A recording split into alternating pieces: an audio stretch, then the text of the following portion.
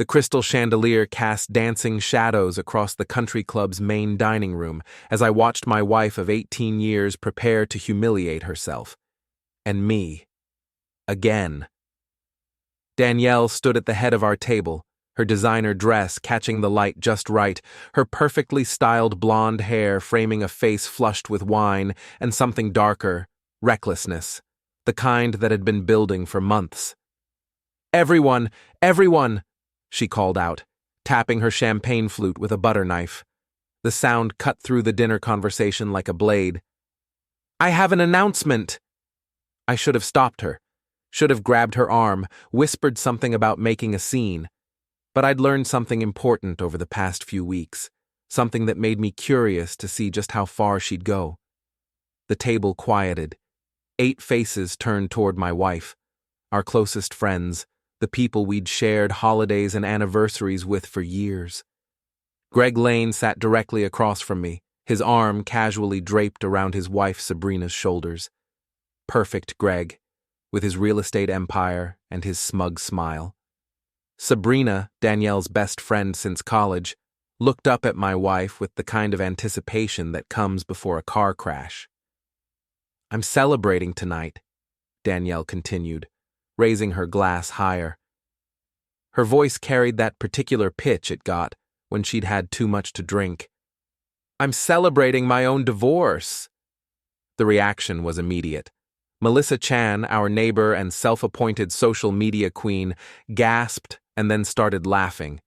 Oliver Burke, the lawyer who'd been sniffing around Danielle for months, nearly choked on his wine. The others joined in, nervous laughter, shocked giggles, the kind of sounds people make when they don't know if they're supposed to be entertained or horrified. "Danielle," Sabrina laughed, though her eyes darted to me. "You're terrible." "I'm serious." Danielle's voice grew louder, more animated. "I'm 42 years old, and I'm finally ready to start living again. No more boring lease negotiations, no more quiet nights at home watching Netflix. I want adventure. I want passion." She was looking right at Greg when she said it, and Greg was looking right back. That's when I knew for certain. I'd suspected for weeks. The late-night client meetings that Danielle claimed were essential for her event planning business. The new lingerie I'd found in her drawer, tags still on, definitely not purchased for my benefit. The way she'd started talking about living authentically and not settling for mediocrity. But it was the credit card statements that really told the story. Lunch at Romano's on Tuesday, the same day Greg had posted on social media about a business lunch at the same restaurant. Hotel charges for venue scouting that happened to coincide with days when Sabrina was out of town visiting her mother. And then there were the text messages I'd seen on her iPad last week, the ones she'd forgotten to delete. "Hope Sabrina doesn't find out. Can't wait for Thursday's planning session."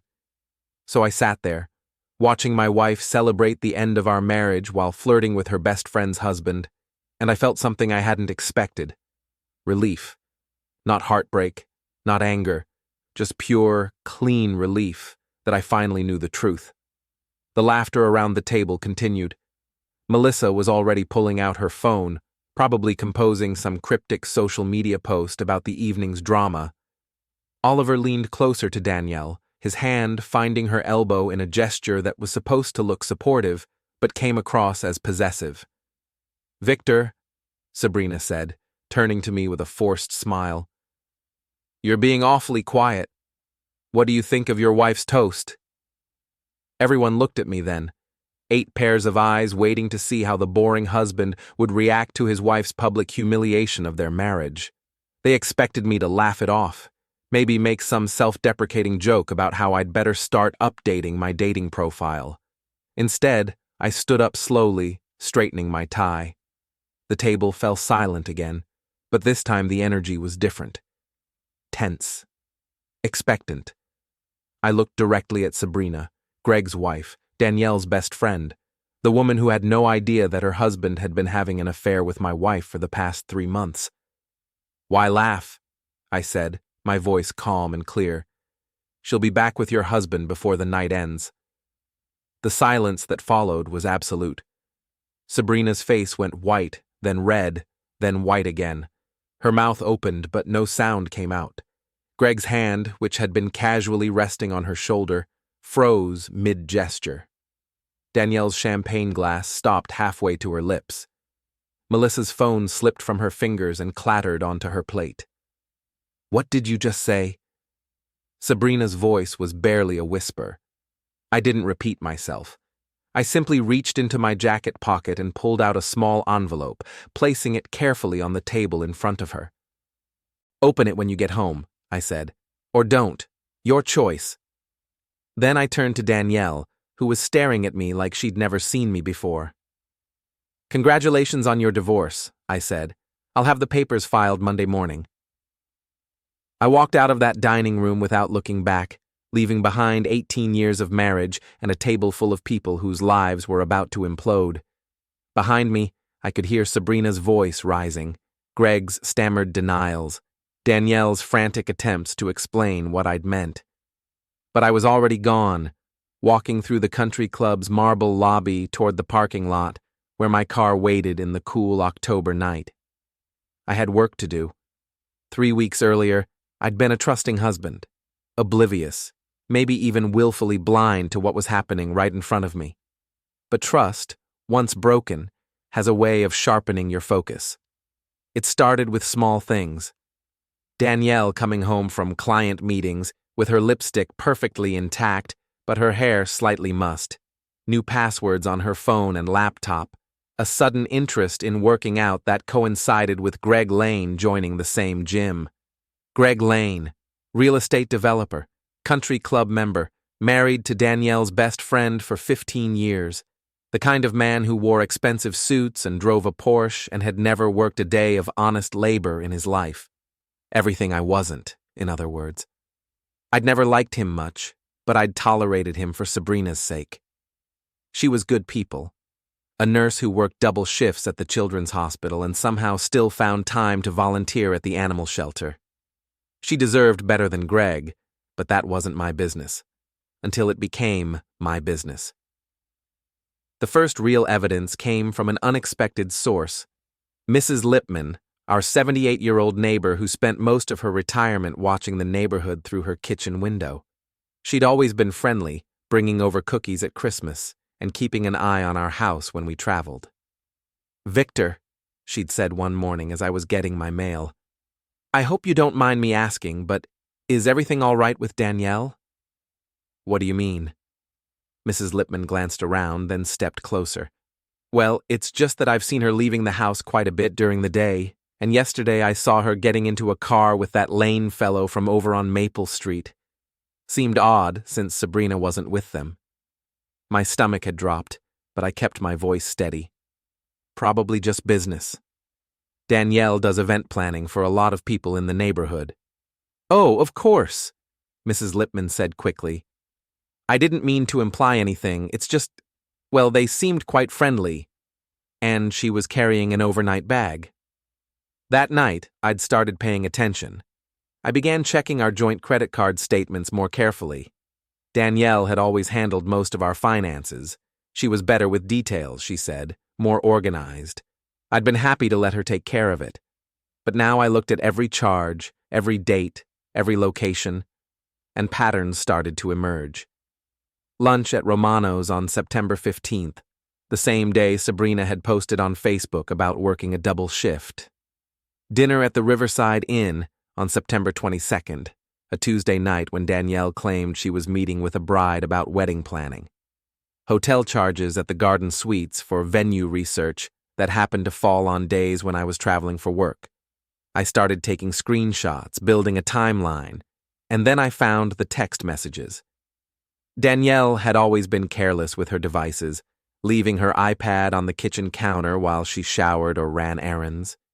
I'd never had reason to look before, but trust, once broken, makes you do things you never thought you would. The messages were all there, months of them. "Can't stop thinking about yesterday.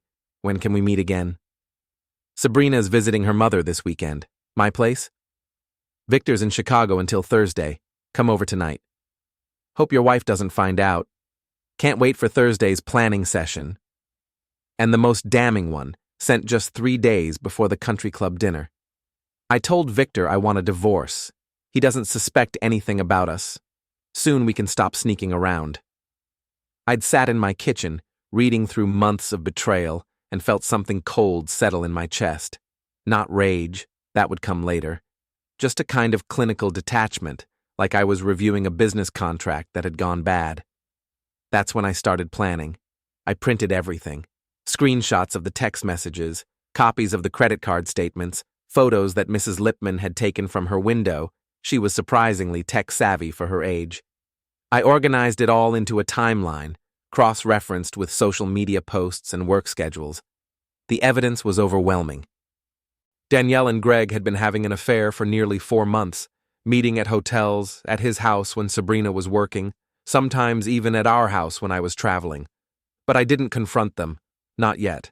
Instead, I called my lawyer, not Oliver Burke, who was clearly sniffing around Danielle himself, but a sharp woman named Janet Morrison, who specialized in divorce cases. I explained the situation calmly, clinically, and asked about my options. "With this kind of evidence," she'd said, "you're in a very strong position, especially if joint funds were used for the affair. We can protect your assets and probably get you the house." "What about alimony? Given the adultery and misuse of joint funds?" Unlikely she'd get much, if anything.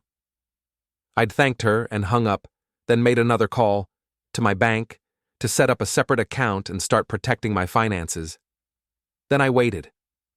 I watched Danielle come home from her client meetings with that particular glow that comes from spending the afternoon with a lover. I listened to her complain about how boring our marriage had become, how she felt trapped and unfulfilled. I nodded sympathetically when she talked about wanting more excitement in her life, and I planned.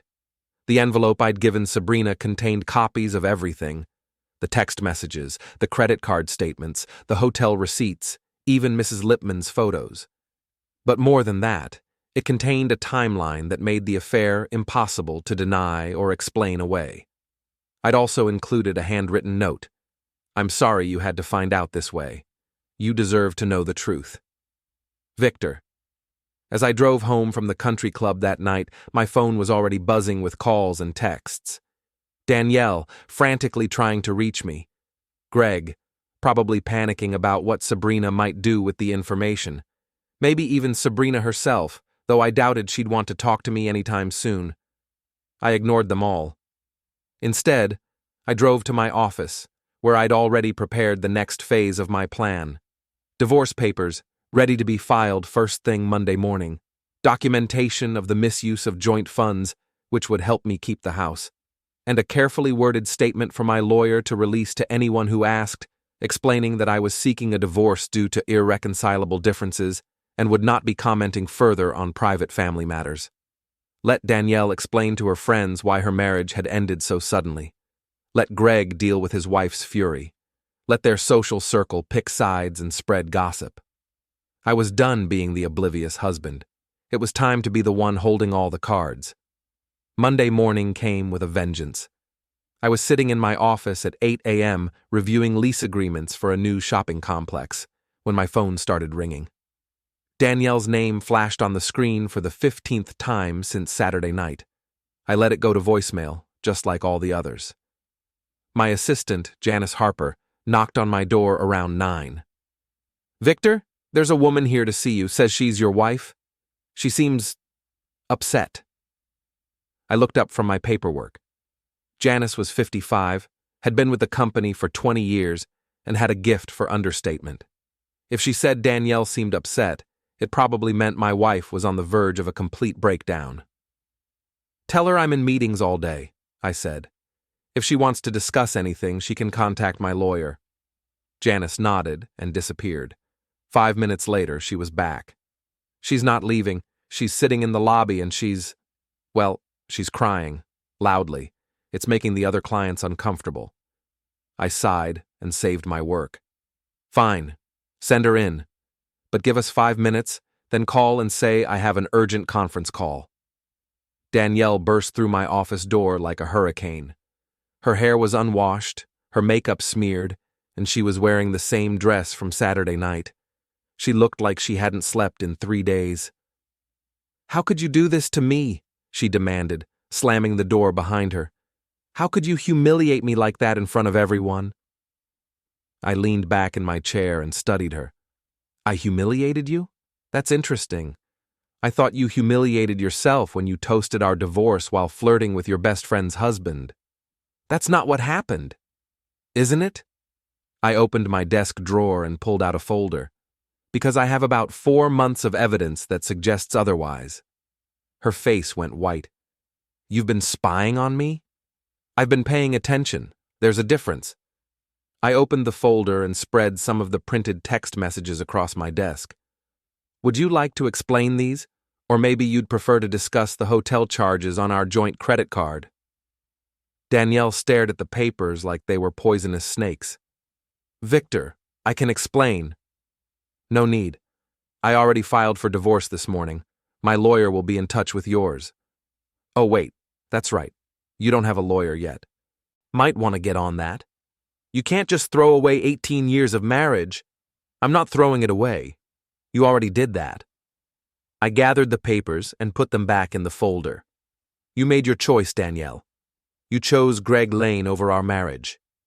You chose to lie to me for months. You chose to humiliate our marriage in public. Now you get to live with the consequences." She started crying then, real tears that streaked her already ruined makeup. "I made a mistake. People make mistakes, Victor. Can't we work through this?" "Work through what? The lying? The cheating? The fact that you used our joint account to pay for hotel rooms where you screwed your best friend's husband?" I stood up, straightening my tie. "Or maybe you want to work through the part where you publicly celebrated our divorce before bothering to tell me you wanted one?" "I was drunk. I didn't mean it." "You meant it. You've been planning this for months. The only thing you didn't plan was getting caught." My phone rang. Janice, right on schedule. "I have to take this," I said, picking up the receiver. "Janice, put the call through." I looked at Danielle.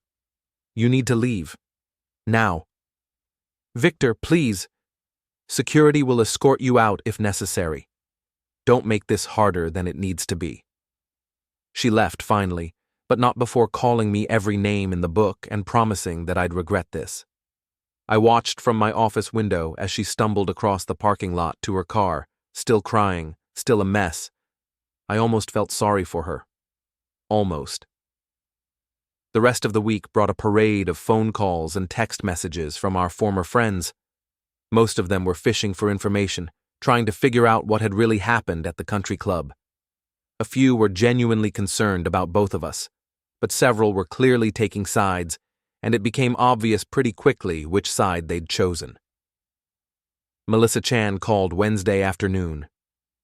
"Victor, I just wanted you to know that we're all really shocked about what happened Saturday night. Danielle is devastated." "I'm sure she is. She says you completely misunderstood what you saw, that there's nothing going on between her and Greg. Did she show you the text messages?" Silence. "What text messages?" "Ask her. Better yet, ask Sabrina. I'm sure she'd be happy to share." More silence. "Victor, I think you're making a huge mistake. Danielle loves you. She's just going through a rough patch." "Melissa, let me ask you something. If your husband was cheating on you, would you want to know?"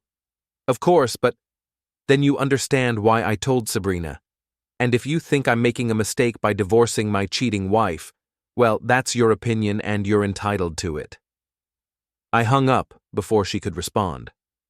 Oliver Burke tried a different approach. He showed up at my office Thursday evening, just as I was getting ready to leave. "Victor, we need to talk." "No, we don't. You're destroying people's lives over a misunderstanding." I stopped packing my briefcase and looked at him. "What misunderstanding would that be, Oliver? Danielle made a mistake. She's human. But what you're doing, spreading rumors, breaking up families, it's vindictive." "Spreading rumors?" I laughed. "I gave Sabrina evidence of her husband's affair. What she chose to do with that information was up to her." "You don't know that Greg and Danielle were actually..." Having closeness? Oh, but I do know that. Would you like to see the hotel security footage from the garden suites? Because my lawyer has copies. Oliver's face flushed red. You're enjoying this, aren't you? You're enjoying watching your wife suffer. My wife made her choice. She chose to have an affair. She chose to lie to me for months. She chose to publicly humiliate our marriage. Now she gets to live with those choices. I picked up my briefcase and headed for the door. And Oliver, stay away from my wife. You're not helping her by encouraging her delusions. But the most interesting call came Friday morning, from an unexpected source. Mr. Sloan, this is Detective Eddie Doyle, Boston PD. I understand you might need some advice about a domestic situation. I frowned. I'm sorry, Detective, but I think you have the wrong number. I haven't called the police about anything. No, sir, you haven't. But a mutual friend suggested I give you a call.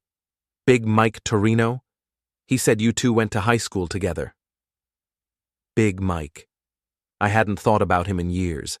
We'd played football together, stayed in touch sporadically after graduation. He'd gone into the towing business, I'd heard, and done pretty well for himself. What can I do for you, Detective? Well, Mike mentioned that you might be dealing with some harassment from your estranged wife and her friends. Wanted me to let you know about your options if things escalate. I appreciate that, but I don't think… Mr. Sloan, let me give you some free advice. Document everything. Every phone call, every text message, every time someone shows up at your office or your house uninvited. If this situation gets ugly, and in my experience these things usually do, you'll want a paper trail. You think it's going to get ugly? I think people do stupid things when their lives fall apart. And from what Mike told me, your wife's life is falling apart pretty spectacularly right now. He was right about that. According to Mrs. Lipman, who had become my unofficial neighborhood intelligence source, Danielle had been staying at a hotel since Tuesday. Apparently, she'd tried to go back to our house Monday night and found that I'd changed the locks, which I had. My lawyer had advised it, given that Danielle had been using our joint funds to finance her affair. Until the divorce was finalized and assets were divided, I had every right to secure the marital home. There's something else, Detective Doyle continued. Mike mentioned that your wife might be planning some kind of retaliation. Nothing specific, just rumors he's hearing around town. What kind of retaliation? Hard to say, but you might want to be extra careful for the next few weeks. Don't go anywhere alone if you can help it. Keep your phone charged and with you at all times. And if anyone threatens you, even indirectly, call me immediately. He gave me his direct number and hung up, leaving me with an uneasy feeling in my stomach. What exactly was Danielle planning? I didn't have to wait long to find out. Saturday morning brought an unexpected visitor to my temporary bachelor lifestyle. I was drinking coffee and reading the newspaper in my kitchen when the doorbell rang. Through the front window, I could see a familiar figure standing on my porch. Sabrina Lane. I opened the door cautiously. Greg's wife looked like she'd aged 10 years in the past week. Her usually perfect hair was pulled back in a messy ponytail, and she wasn't wearing any makeup, but her eyes were clear and determined. Victor, can we talk? I stepped aside and let her in. She followed me to the kitchen, where I poured her a cup of coffee without asking if she wanted one. She looked like she needed it. How are you holding up? I asked. I threw Greg out Tuesday night, she said without preamble. Packed all his clothes and left them on the front lawn. The neighbors got quite a show. I'm sorry. No, you're not. And you shouldn't be. She took a sip of coffee and studied me over the rim of her mug. I should thank you. God knows how long this would have gone on if you hadn't told me. You don't need to thank me for anything. Yes, I do. Because what you did took guts. You could have just filed for divorce quietly, kept the whole thing private. Instead, you made sure I knew the truth. She set down her mug. The question is, what are we going to do about it? What do you mean? I mean, they're not done, Victor. Danielle and Greg. They think they're going to ride this out. Wait for the dust to settle, then pick up where they left off. I frowned. What makes you say that? Sabrina reached into her purse and pulled out her phone. Because Greg is an idiot who never changed his iCloud password. I can see all his text messages. She scrolled through the screen and handed it to me. Read the ones from yesterday. I looked at the phone. The messages were from Danielle to Greg, sent Friday afternoon. This is all going to blow over. Victor will calm down once he realizes he can't survive without me. We just need to be patient. Let him get the divorce if he wants it. Then, we can be together openly. Sabrina will forgive you eventually. She always does. Meet me at the Riverside Inn tonight. Room 237. I need you. I handed the phone back to Sabrina. They're still seeing each other. Oh, it gets better. Greg actually went, spent the night there, charged it to the credit card that I haven't canceled yet. Her laugh was bitter. 15 years of marriage and he's still stupid enough to think I won't notice a hotel charge. What do you want to do about it? I want to make them pay. Really pay. Not just financially, socially.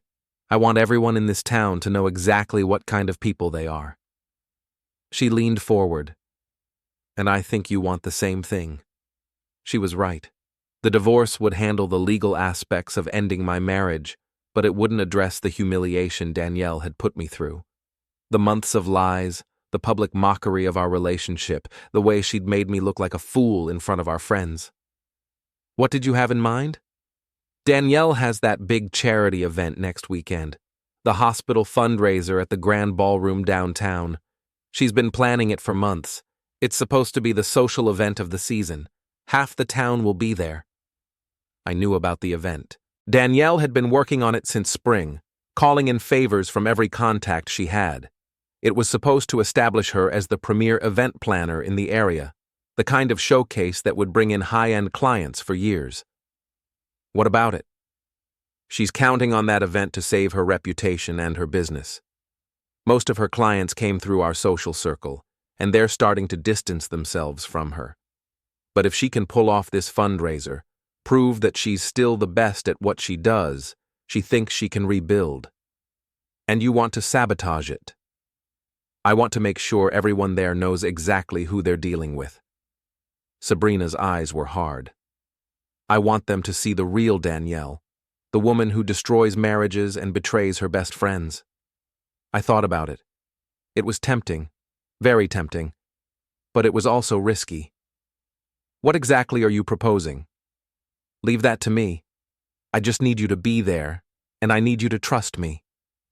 She stood up and headed for the door, then turned back. Oh, and Victor? You might want to invite a few people. Make sure the right witnesses are in the room. After she left, I sat in my kitchen thinking about what she'd said. Part of me wanted to stay out of it, to let the divorce proceed quietly and move on with my life.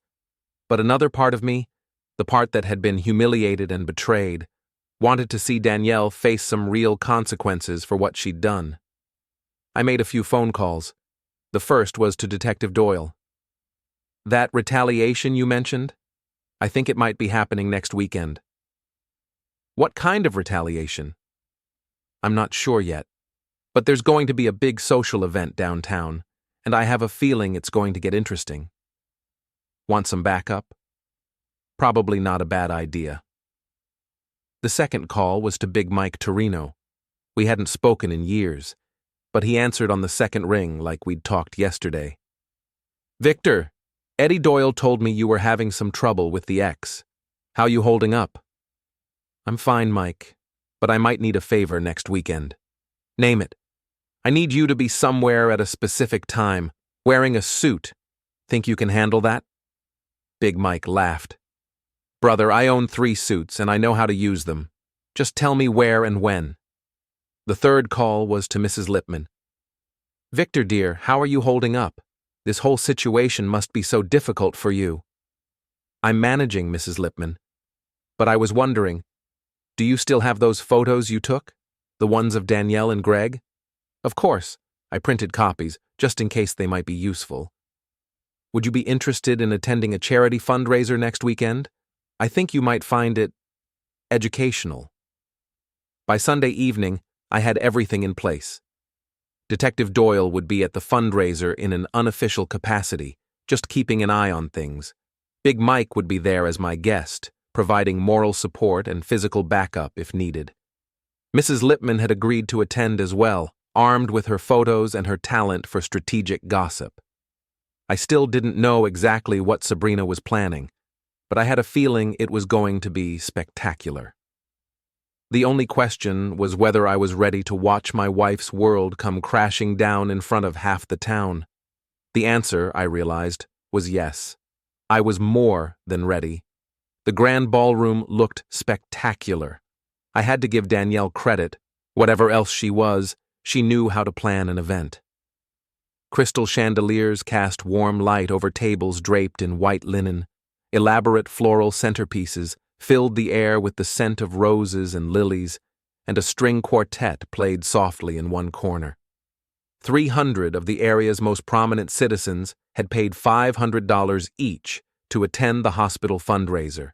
Doctors, lawyers, business owners, politicians, anyone who was anyone in our little corner of the world was here tonight, including my cheating wife and her lover. I stood near the bar, nursing a whiskey and watching the crowd. Big Mike had cleaned up nicely, his suit was perfectly tailored, and he looked more like a successful businessman than a tow truck operator. Mrs. Lippman was holding court at a nearby table, regaling a group of women with neighborhood gossip. Detective Doyle was somewhere in the crowd, keeping a low profile, and Sabrina Lane was sitting at the head table, looking absolutely radiant. She'd outdone herself tonight. Her hair was perfect, her makeup flawless, her dress a stunning red number that probably cost more than most people's cars. She looked like a woman who had everything under control, which, as I was about to discover, she did. Victor. I turned to find Danielle standing behind me. She looked beautiful. She always did at events like this. But there was something desperate in her eyes, a tension that her perfect smile couldn't quite hide. Danielle, nice event. You've outdone yourself. Thank you. She glanced around nervously. I was surprised to see you here. I didn't think you'd want to attend something I'd organized. It's for charity. I believe in supporting the hospital. Of course. She moved closer, lowering her voice. Victor, I know things have been difficult between us lately, but maybe we could talk after the event. There are things I need to explain. I think you've explained enough. You don't understand. What happened with Greg, it's not what you think. It's over now. It was never serious. I looked at her for a long moment. Danielle, do you really think I'm that stupid? What do you mean? I know you were with him last Friday night, room 237 at the Riverside Inn, charged to Sabrina's credit card, which was particularly classy of you both. Her face went white. How did you know about that? Lucky guess. I finished my whiskey and set the glass on the bar. You might want to find your seat. I think the program's about to start. She stared at me for another moment, then hurried away toward the head table where Greg was waiting. I watched them whisper urgently to each other, saw Greg's face darken as Danielle told him what I'd said. Good. Let them panic. The lights dimmed, and Dr. Patricia Williams, the hospital's chief of staff, approached the podium to begin the evening's program. She thanked everyone for coming, talked about the hospital's needs, and introduced several patients who had benefited from the facility's services. It was all very touching and well orchestrated. Danielle had done her job perfectly. Then Dr. Williams said, "And now, I'd like to introduce the woman who made this evening possible, our event coordinator, Danielle Sloan." Applause filled the ballroom as Danielle walked to the podium. She looked confident, professional, every inch the successful businesswoman. This was her moment, her chance to prove that she was still at the top of her game, despite the recent upheaval in her personal life. Thank you all for being here tonight, she began, her voice clear and strong. When Dr. Williams first approached me about organizing this fundraiser, I knew it would be a challenge, but I also knew It was an opportunity to bring our community together for an important cause. More applause. She was hitting all the right notes, saying all the right things. In the audience, I could see people nodding approvingly. This was the Danielle they knew, poised, articulate, capable. The Children's Hospital has been a cornerstone of our community for over 50 years, she continued. It's a place where miracles happen every day, where dedicated professionals work tirelessly to heal our most precious. The lights went out. Not all of them. The emergency lighting stayed on, casting an eerie glow over the ballroom.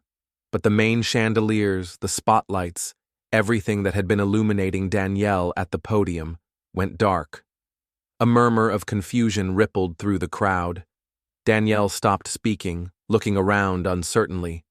At the head table, I could see Greg starting to stand, probably planning to investigate the power failure. Then a single spotlight flicked on, illuminating a large screen that had been lowered behind the podium. And suddenly, everyone in the ballroom could see exactly what Sabrina Lane had been planning.